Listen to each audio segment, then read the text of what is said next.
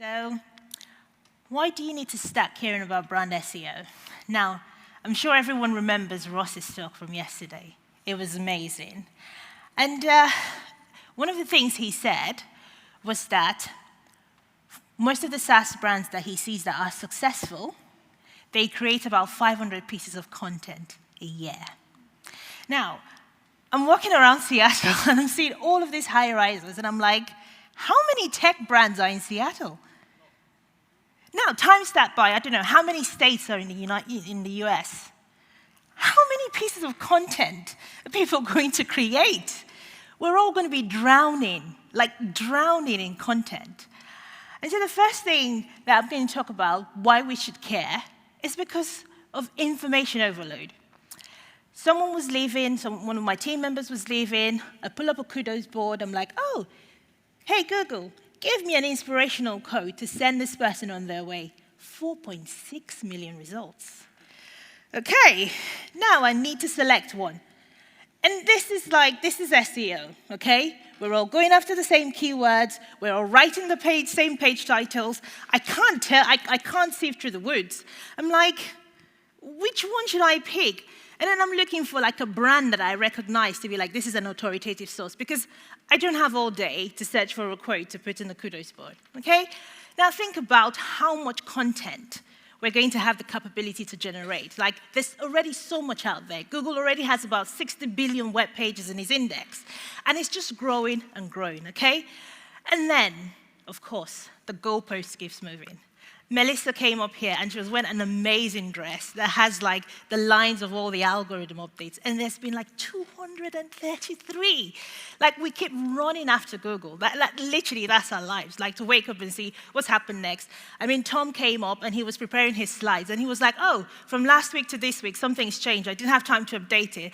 It's a strange industry, isn't it? Like, nothing changes, but then everything is changing every minute, you know? Google's had like 4,000 SERP launches. There's been like 11,000, traffic experiments. It just keeps evolving. And the SERP visibility just gets harder, 65%, no clicks.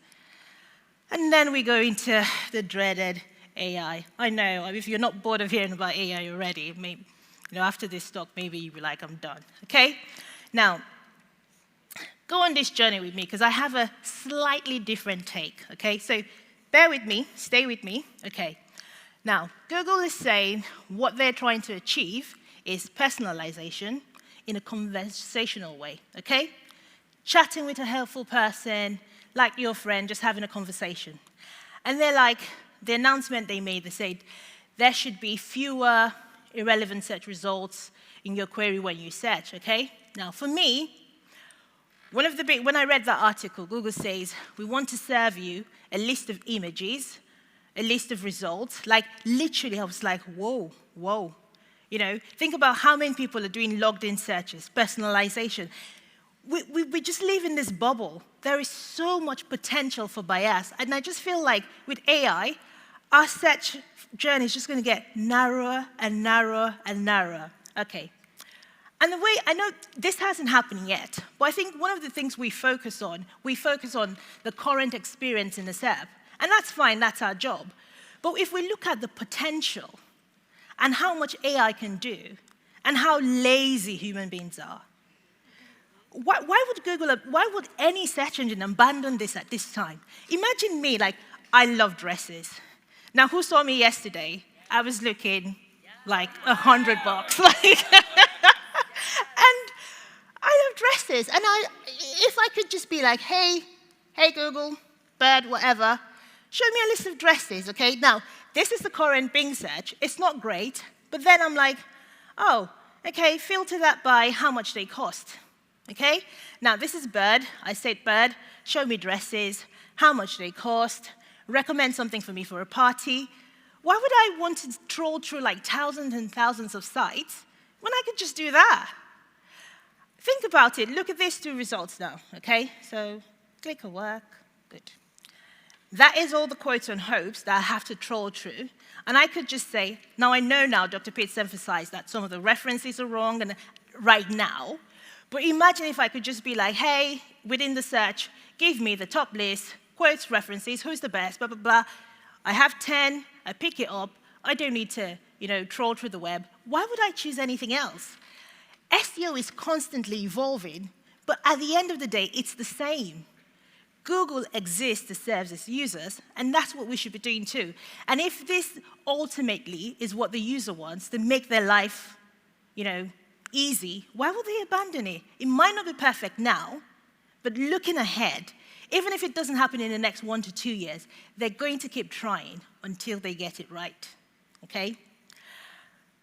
Yes, I have to say SEO isn't dead. No, all of the large language models, they need data. We're producing data. But discoverability from the web will get really, really hard. And so we have to do everything we can to stay ahead of the curve. Paid advertising, definitely more expensive. People have moved away from traditional media. We're estimating that it'll be about 65% of all media ad spend will be on digital because more and more people are consuming things online. Now, why did I start thinking about brand search in 2023? I mean, this is not a new concept.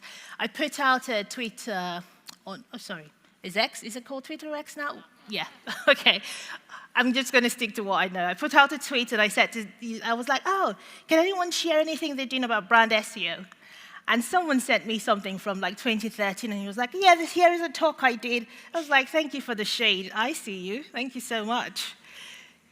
But why did I start caring? Now, in my 12-point-something years in SEO, I've worked on several sites that have got their SEO all figured out. Now, and this particular site, we were super, we've conquered SEO. Mic drop, we were flying. Especially since 2015, those days when you could be in position 1 for a week, we were literally flying. And because of that, we went to the stock market. All the shareholders were happy, everything was great. However, 2019 came and the years moved along, and then whenever there was an algorithm update, it would be like rumbles. Now, we never fell off the cliff. It would be like we were in position fluctuating between 1 to 3, and then we will now go to 4 to 5. Oh my God, that was the most stressful period of my life. Thanks for all my friends for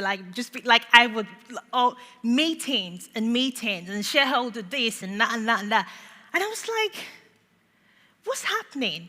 I looked at the site, did an audit. We had the most amount of traffic, we had the most content. We were the fastest site. We had the most backlinks. What is happening? And then I started to do some research into brand. Now, of all the competitors, we had the least brand search. And when I say brand in this aspect, I don't just mean the brand name. I mean brand plus product search. And to me, that just made sense because Google exists to give the users what they want, isn't it? It's all about demand. I mean, Crystal spoke about it yesterday, about the site, the bread bun site, that wasn't properly optimized. But because people came and people were probably searching for his name and bread bun and stuff like that, Google was like, yeah, we're going to give the people what they need. And then I looked at other industries as well. Same thing for dresses. And it was always the first two. I mean, quiz clothing, yeah, they have something about not being ethical, sustainable, so it makes sense that they're not there. In terms of nappies, Aldi, which has the most brand search, doesn't sell online, so the intent there is slightly different. And so my conclusion was there must be a correlation between that demand, which makes sense, in my mind anyway, that demand and being able to stay in that position 1 to 3.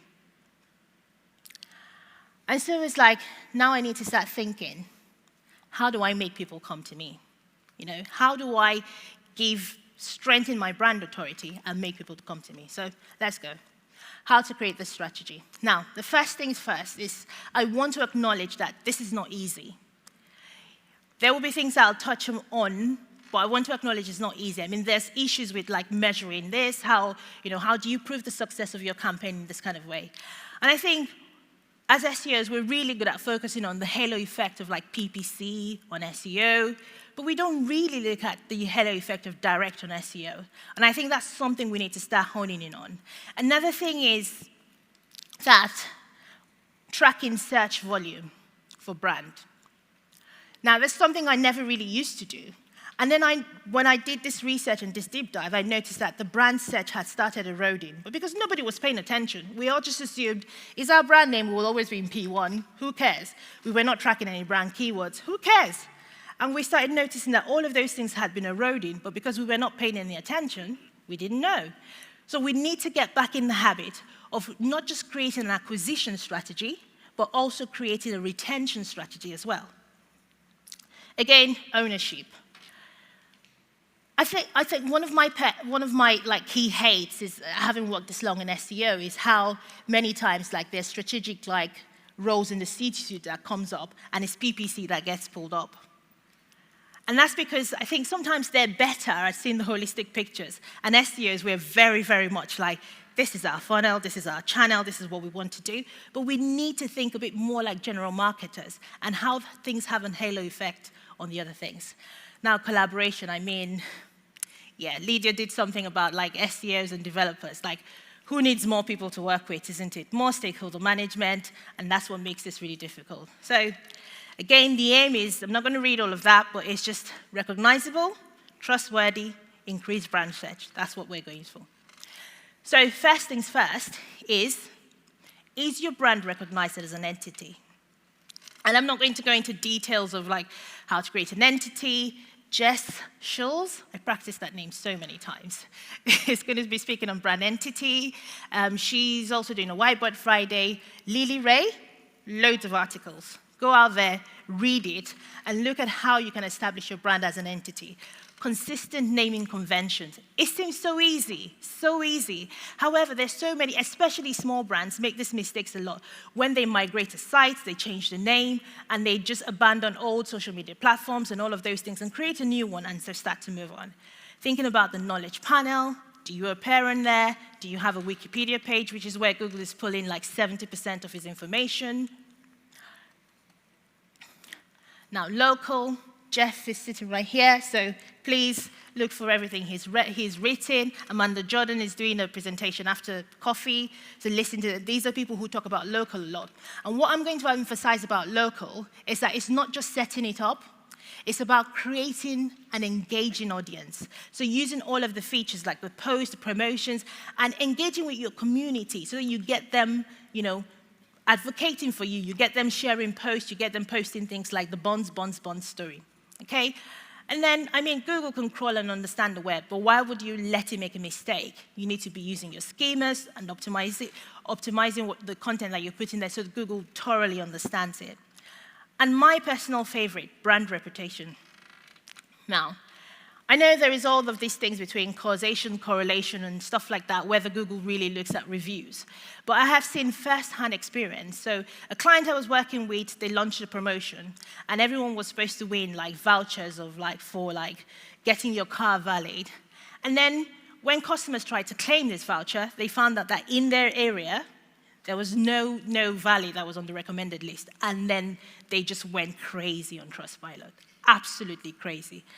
And of course, before we know it, the clients started dropping in rankings. And I was like, we need to do something about that. They were like, no, that's not SEO.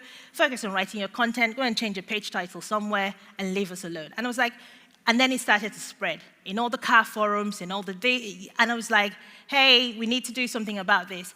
And eventually, someone listened in customer service, not because of the SEO, because they were tired of getting calls with people breathing down their throat.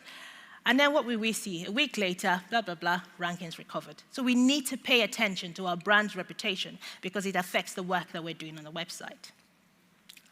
My favorite thing to say is that it's not about what you say about yourself. Google is looking for different sources across the web to collaborate what you're saying. So if other people are saying something else and you're saying something else and it's not linking up, then you're destroying your entity.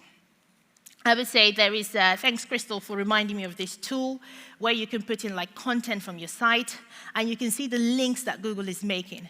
And this is about, when you're doing your digital PR, make sure that you're, getting links from the right sources, make sure that you're getting citations from the right sources. You're building that credibility in the industry that you want to show on. Now, brand content strategy. The amount of people that forget to dominate their brand space is amazing. It's like we are all just chasing the generic keywords we forget that people just assume that if your brand keyword is in the search, you would rank in position 1, right? No. Now, this is Expedia. I did a search, how to book flights through Expedia. They were not in position 1, they were not in position 2. Tech Boomer is in position 1. They're in position 2 for a video.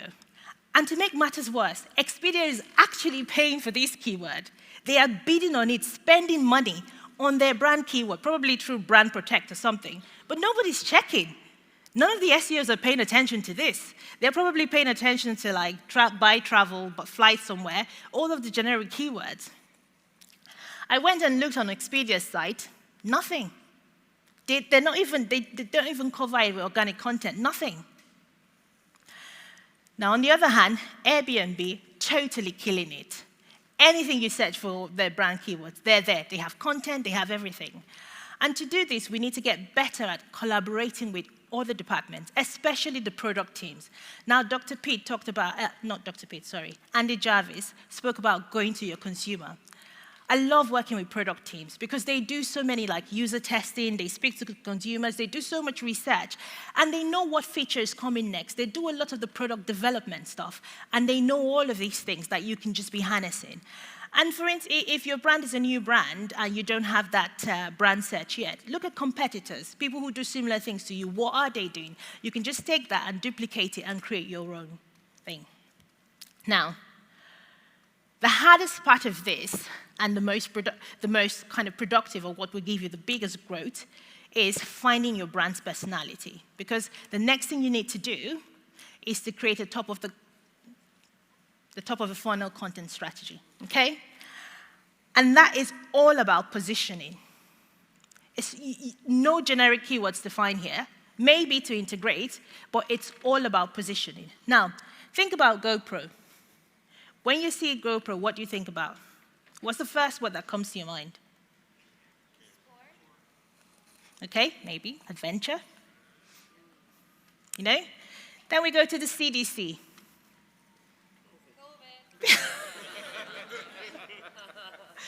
There's nothing to see here. Let's move on. But it's all of these things that make people have this clear distinction about who they are. You know, I'm an Android person. You're an Apple person. You know, you're being deceived into spending £600 for a phone when you can buy it for £100. There you are. It's all of these things that make us so, you know, we hold on to these brands and we become such fierce advocates. And these brands are making millions. Someone is there in their yacht somewhere spending money, and we're all here arguing about who's an Android. And it's the same thing with Adidas and Nike and Starbucks and Dunkin' Donuts and all those things. And I know these are big brands, but I think it's even really important for smaller brands because you don't have that big market space to play in. But you have, if you build that community, you have the ability to have a closer touch with people. And it's this thing called like social identity theory, where it says that people want to have a tribe. They want somewhere that can build their self-esteem. Look at the ways communities grow. I mean, the perfect example is looking at the Women in Tech SEO Fest. Like, literally, if you have a place that you just feel, like, Arich doesn't need to say anything. We're all, like, literally recruiting people left, right, and center because we all want to be part of that community. Everyone wants to identify with something that they think, you know, gives them a sense of value. It's why people will spend more money to buy a brand they think is ethical. People want to have that association to make them feel good about themselves. If you can do this, you would have loyal advocates, people willing to spend more money. I mean, lots of people keep telling me, why don't you shop in Shein? I don't know if anyone knows, or Temu. I'm going to trigger everyone now because the adverts is going to start following everyone up and down. But I would rather pay more money on shopping. I just can't do it because I'm just like, I'm not going to buy anything that if I pass by the sun, it's going to set on fire. But we align ourselves with brands that, you know, help us feel those strong connections. And that's what we want to do. You know, your brand's online identity is your tribe's beacon. And that's what I keep saying to people, like, your online identity, what do people think you are, is your tribe's beacon. And so you need to collaborate with brand, product. I mean, CRM, so important because once you start this, it's not going to be like that natural generic search. So you need to make sure that you have CRM on your side and they're sending out those emails and they're getting people interested in this content. Another thing as well is when we get into this world of AI or as it's evolving, and even right now, EEAT is so important because Google really cares about the content that it's sharing to people. And then I'm thinking about, in the future when Google is selecting what list of, brands to show, what list of dresses to show, when it's selecting that, again, you want to set yourself because brand builds trust and thinking about your expertise, using like reputable authors with qualifications. When I get writers in any so I work in finance right now, and I got a couple of copywriters, and I made them go on training, financial training. And then I got a couple of journalists in, and you mix it and you get reputable people to write for you. Okay? Collaborate with people that share your same brand value. I mean, building authority with links, citation, awards, accreditation, all of these kind of things that build your brand trust, and reviews, your UX, your social, all of those things.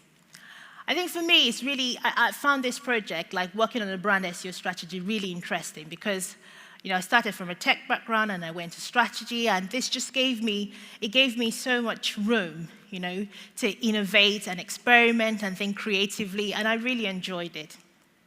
I'm going to leave you with some couple of examples. Now, I saw this, I don't know if that made the news here, but Lush cut his ad spend by millions. And I was like, wow, that's bold, Lush. Well done, you.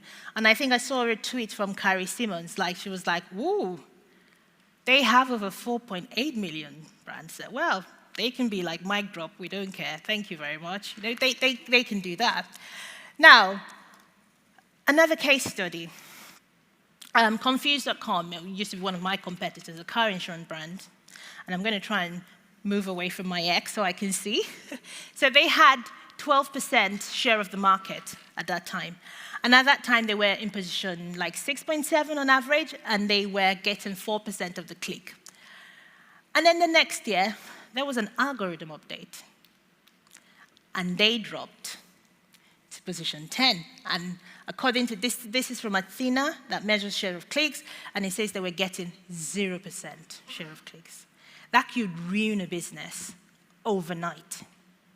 However, when you look at the share of voice, they still had 4.7% of the market for that car insurance. Why? Because they had brand search. And that is brand plus product. Okay. My final word. If we all pursue the same keywords, we will all be competing in the same crowded space. Make your customers come to you. Thank you.